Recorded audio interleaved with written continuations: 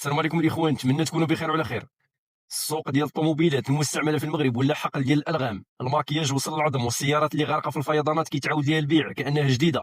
اليوم غادي نهضروا على المشروع المنقذ، مركز فحص السيارات او دياغنوستيك اوتو. غنعطيكم منين تبداو بهذا المشروع والماتيريال اللي غتحتاجو وكيفاش تبدا قانوني بلا ما تحمق راسك مع الشركات. وجد ورقه وستيلو هذا الفيديو هو الكتالوج ديالك باش تبدا هذا المشروع. اول حاجه هو التكوين، هي الصنعه هي السيروت ديال هذا المشروع هذا. ما يمكنش تحل محل وانت ما عارفش الفرق بين الكالكيلاتور او السنسور. غادي دير ديبلوم ديال التكوين المهني التقني متخصص في الالكترونيك السيارات، هذا هو السر الصحيح ديال المشروع. وكاين مراكز خاصه كيديروا تكوينات سريعه ديال 3 شهور او 6 شهور، وكيركزوا لك غير على الدياغنوستيك وكتعطيك شهاده. وكاين التعلم الذاتي، يعني تعلم غير راسك نتايا في قنوات في اليوتيوب وغتخليك تطير في الحرفه. والعلم راه موجود، خاصك غير رغبه تكون عندك نتايا. دابا غادي نشوف القانون شنو كيقول في هذا المشروع هذا.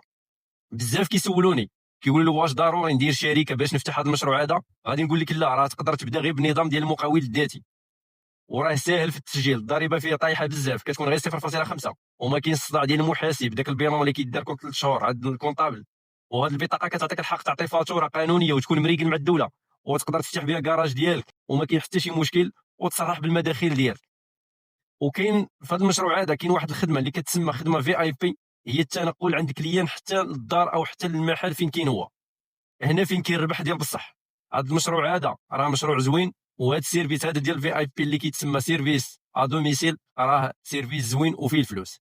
ما تسناش الكليان يجي حتى لعندك، انت اللي كتمشي حتى لعنده. كتمشي لعند مول الطوموبيل سواء كان في الدار في الخدمه او في السوق او فين ما كان، كتهز معك الماتيريال ديالك، كتقلب ليه الطوموبيل من السويكلاص حتى الشيكما، وكتاخذ رزقك تما، وكترجع للبيرو ديالك او الكراج ديالك على خاطرك، وكتوجد تقرير شامل ويكون احترافي وكيكون PDF وكتصيفطوا ليه في الواتساب. هذا السيرفيس هذا الناس كيخلصوا عليه مزيان، حيت كتهنيهم من التنقل وكتعطيهم وثيقه يواجهوا بها البائع. دابا غادي نهضروا على الماتيريال اللي كيضرب على الشعه، يعني الماتيريال اللي مزيان وهو اللي خصك دير. الماتيريال حيت هو اللي كيدير داك الفرق بين واحد بروفيسيونيل وواحد غير مبتدئ. غادي تشري سكانير اللي كيتسمى لونش اكس 431 في بليس، هادو كيقراو العيوب المخبيه. وغادي تحتاج داك القلم الصباغه داك لاجوج، هذا هو الفاضح ديال الحوادث والضريبات ديال الصباغه. كتشوف واش الطوموبيل معاوده الصباغه ولا ما معاوداش، واش عامره سونطوفير، المهم كيطلع لك كلشي. غادي تحتاج واحد الرافعه او الكريك اللي كيهز الطوموبيل من تحت حتى الفوق، ضروري باش تقدر تطلع على الشاسي من تحت وتشوف فيه واش فيه شي سدور، واش الشاسي مقطوع ومسودي. دابا غادي نهضروا على الارباح، شحال غتصور في هذا المشروع هذا.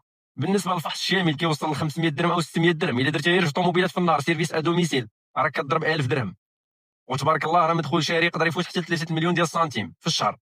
بالنسبه لدابا التسويق، كيفاش تسوق لراسك لهذا المشروع هذا؟ غدير واحد الصفحه في تيك توك او فيسبوك وبقى توري الناس الكوارث اللي كتلقى في الطوموبيلات ودوك الكيلومتراج اللي كيكون مزور وبزاف ديال الحوايج، والمحل غيعمر عندك غير بالواتساب.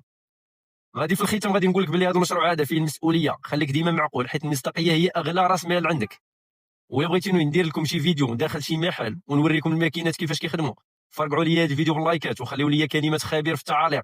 كان معكم بيزورا، ما تنساوش لايك وتبارطاجيو هذا الفيديو. اتهلاو.